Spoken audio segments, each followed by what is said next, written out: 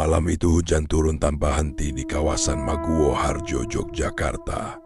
Jalan-jalan yang biasanya ramai oleh mahasiswa berubah menjadi lengang. Lampu-lampu jalan memantulkan cahaya kekuningan di atas aspal yang basah. Sementara angin sesekali menggerakkan ranting-ranting pohon yang menjulang di sepanjang gang sempit. Di ujung salah satu gang itu berdiri sebuah rumah kontrakan sederhana. Cat dindingnya mulai mengelupas, atapnya tampak tua. Halaman depannya dipenuhi rumput liar yang seolah tidak pernah dirawat. Sekilas rumah itu tampak biasa. Namun ada satu hal yang selalu membuat warga sekitar merasa tidak nyaman. Rumah itu hampir tidak pernah dihuni lebih dari 1 bulan.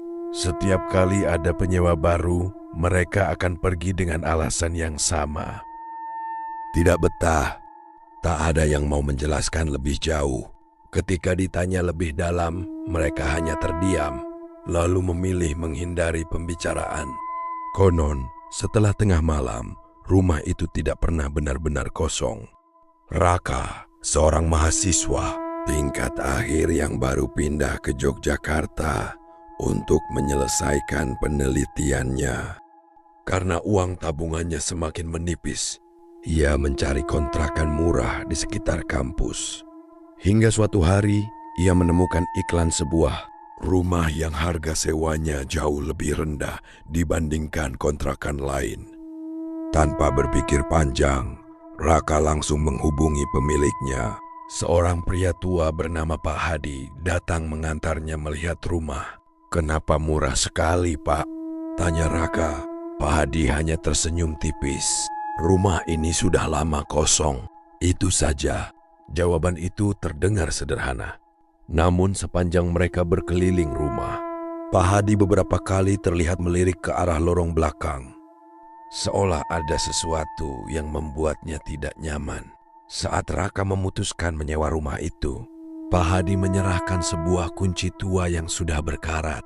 Sebelum pergi, ia berhenti di depan pagar, lalu berkata dengan suara pelan, "Kalau sudah lewat tengah malam, apapun yang kamu dengar dari luar kamar, jangan dibuka." Raka tertawa kecil. "Siapa?" Ia menganggap itu hanya nasihat orang tua yang percaya pada cerita-cerita mistis. Hari pertama berjalan biasa. Raka membersihkan rumah, menata barang-barangnya, lalu beristirahat. Malam pertama pun berlalu tanpa gangguan. Namun, memasuki malam kedua, suasana mulai berubah. Sekitar pukul 12:15, listrik tiba-tiba mati selama beberapa detik. Rumah menjadi gelap gulita. Ketika lampu kembali menyala, Raka mendapati pintu dapur terbuka. Padahal ia yakin sebelumnya sudah menguncinya. Ia menutup kembali pintu itu. Tidak lama kemudian, krik, suara engsel terdengar lagi. Pintu dapur kembali terbuka perlahan. Kali ini lebih pelan. Seolah ada seseorang yang mendorongnya dari luar. Raka segera keluar membawa senter. Halaman belakang kosong. Tidak ada siapapun. Hanya suara hujan yang masih turun perlahan. Ia menarik napas panjang. "Mungkin angin," gumamnya. Namun ketika hendak masuk kembali, ia menyadari satu hal. Udara malam itu sama sekali tidak berangin. Malam berikutnya, Raka mulai mendengar suara langkah kaki. Bukan dari luar rumah, melainkan dari lorong yang menghubungkan ruang tamu menuju dapur. Cik, cik. Langkahnya pelan, teratur. Seperti seseorang sedang berjalan tanpa alas kaki. Raka membuka pintu kamar. Lorong itu kosong, lampu menyala terang. Tidak ada siapapun. Begitu ia kembali menutup pintu, langkah kaki itu terdengar lagi. Kali ini berhenti tepat di depan kamar. Sunyi, tak ada suara lain. Beberapa detik kemudian, terdengar bunyi seperti seseorang mengusap perlahan permukaan pintu kayu. Raka berdiri membeku. Tangannya mulai berkeringat. Namun ia teringat pesan Pak Hadi. Jangan membuka pintu. Ia memilih diam. Beberapa menit kemudian, suara itu menghilang sendiri. Pagi harinya, Raka keluar untuk membeli sarapan. Seorang ibu penjual nasi kuning memandangnya cukup lama. "Kamu yang tinggal di kontrakan ujung gang ya?" "Iya, Bu." Ibu itu menarik napas pelan. Kalau malam dengar suara orang memanggil, jangan pernah dijawab. Raka mencoba tersenyum. "Memangnya kenapa?" Sebelum ibu itu sempat menjawab, seorang warga lain datang dan langsung mengganti pembicaraan. Suasana mendadak canggung. Tak seorang pun mau membahas rumah itu lagi. Malam kelima, hujan turun lebih deras. Sekitar pukul 2 dini hari, Raka terbangun karena mendengar suara kursi kayu bergeser. Krik. Suara itu berasal dari ruang tamu. Ia mengintip dari celah pintu kamar. Kursi tua di ruang tamu memang bergeser beberapa sentimeter dari posisi semula. Tidak ada siapapun di sana. Tiba-tiba lampu ruang tamu berkedip. Sekali, 2 kali, lalu padam. Dalam kegelapan itu, Raka merasa ada seseorang sedang berdiri di ujung lorong. Ia tidak dapat melihat dengan jelas, hanya sebuah siluet yang diam tanpa bergerak. Beberapa detik kemudian, lampu kembali menyala. Lorong itu kosong, namun di lantainya tampak bekas telapak kaki yang basah. Memanjang menuju sebuah pintu kecil di ujung. Rumah yang sejak pertama kali ditempatinya selalu terkunci. Pintu itu tidak pernah dibuka oleh Pak Hadi, dan tidak ada kunci yang diberikan untuk membukanya. Raka menelan ludah. Ada dorongan kuat untuk mendekat, namun perasaannya mengatakan agar ia tidak melakukannya. Saat ia hendak kembali ke kamar, terdengar suara lirih dari balik pintu terkunci itu. Sangat pelan, hampir seperti bisikan. "Tolong!" Raka membeku.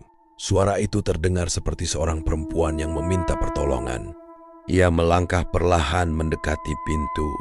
Semakin dekat, suara itu semakin jelas. "Tolong, jangan tinggalkan aku sendiri." Raka mengangkat tangannya, ragu untuk menyentuh gagang pintu. Tepat ketika ujung jarinya hampir menyentuhnya, suara perempuan itu berubah menjadi tawa lirih yang menggema di lorong rumah. Raka tersentak mundur. Dan saat itu juga, lampu di seluruh rumah padam bersamaan.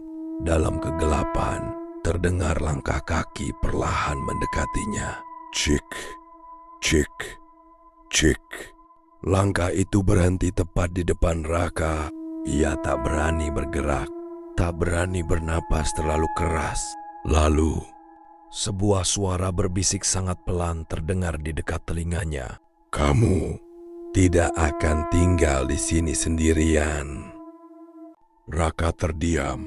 Bisikan itu terdengar begitu dekat, seolah seseorang berdiri tepat di belakang bahunya. Namun ketika listrik kembali menyala beberapa detik kemudian, lorong rumah kembali kosong. Dengan napas memburu, ia berlari masuk ke kamar dan mengunci pintu. Malam itu ia tidak tidur sama sekali.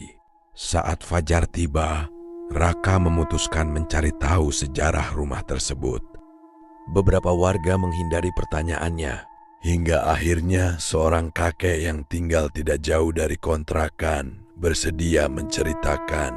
Menurut sang kakek, sekitar belasan tahun lalu, rumah itu pernah dihuni oleh sebuah keluarga kecil. Suatu malam terjadi kebakaran. Penyebabnya tidak pernah benar-benar diketahui. Rumah berhasil dipadamkan, tetapi sejak saat itu, penghuni mulai mengalami kejadian-kejadian aneh. Ada yang mendengar langkah kaki setiap pukul 2 dini hari. Ada yang mendengar suara perempuan menangis. Ada pula yang mengaku melihat sesosok perempuan berdiri di lorong rumah saat lampu berkedip. Namun tidak ada bukti pasti mengenai asal-usul semua cerita itu. Sebagian warga percaya itu hanya legenda yang berkembang dari mulut ke mulut. Meski begitu, Raka mulai merasa rumah itu menyimpan sesuatu yang belum terungkap. Malam berikutnya, ia memasang kamera ponsel di ruang tamu untuk merekam jika ada gangguan. Tepat pukul 2.13, lampu berkedip. Kamera merekam suara langkah kaki. Kursi kayu bergeser sendiri. Namun saat Raka memeriksa rekamannya keesokan pagi, ada hal yang membuatnya merinding. Beberapa detik sebelum kursi bergerak, terdengar suara seorang perempuan berbisik pelan. "Pergilah." Lalu rekaman berhenti sendiri. Baterai ponsel yang semula penuh mendadak habis. Raka mulai kehilangan ketenangan. Ia sering terbangun karena mendengar suara ketukan dari lorong. Kadang terdengar seperti seseorang menyapu lantai. Kadang terdengar seperti ada yang membuka pintu dapur perlahan. Suatu malam, ketika hujan kembali turun, Raka melihat bayangan seorang perempuan berdiri di ujung lorong. Rambutnya panjang menutupi sebagian wajah. Pakaiannya tampak lusuh. Sosok itu hanya berdiri diam, lalu perlahan menghilang ketika lampu berkedip sekali lagi. Raka tidak mencoba mendekat. Ia memilih tetap berada di kamar hingga pagi. Keesokan harinya, ia memutuskan menghubungi Pak Hadi. Pak Hadi datang sore itu. Ia hanya berpesan singkat, "Kalau memang sudah tidak nyaman, pindahlah. Rumah bukan sekadar bangunan. Yang terpenting adalah ketenangan penghuninya." Malam itu juga Raka mulai mengemasi barang-barangnya. Sebelum matahari terbit, Raka mengangkat koper terakhir menuju pintu depan. Saat hendak pergi, ia menoleh sekali lagi ke arah lorong rumah. Lorong itu sunyi, tak ada suara, tak ada bayangan. Rumah tampak seperti rumah kosong biasa. Ia menarik napas lega, mengunci pintu, lalu mengembalikan kuncinya kepada Pak Hadi. Beberapa minggu kemudian, kontrakan itu kembali dipasang iklan. Tak lama, penyewa baru datang. Warga hanya saling berpandangan. Tak seorang pun menceritakan kisah-kisah yang pernah beredar. Malam pertama penyewa baru berlalu tenang. Malam kedua, lampu teras berkedip. Dan dari dalam rumah terdengar suara kursi kayu bergeser perlahan. Seorang tetangga yang sedang menutup jendela sempat melihat sesosok bayangan berdiri di balik tirai. Namun ketika ia melihat lagi beberapa saat kemudian, bayangan itu telah menghilang. Sejak saat itu kontrakan tersebut kembali berganti penghuni beberapa kali. Sebagian orang mengatakan rumah itu tidak berhantu. Sebagian lagi memilih tidak pernah melewati gang itu sendirian setelah tengah malam. Hingga kini, cerita tentang kontrakan tua di Maguwo Harjo masih menjadi kisah yang dibicarakan dari mulut ke mulut. Entah hanya legenda atau memang ada sesuatu yang belum terungkap. Bagaimana menurut kalian? Apakah semua yang dialami Raka hanya kebetulan? Atau memang ada misteri yang belum terpecahkan di kontrakan itu?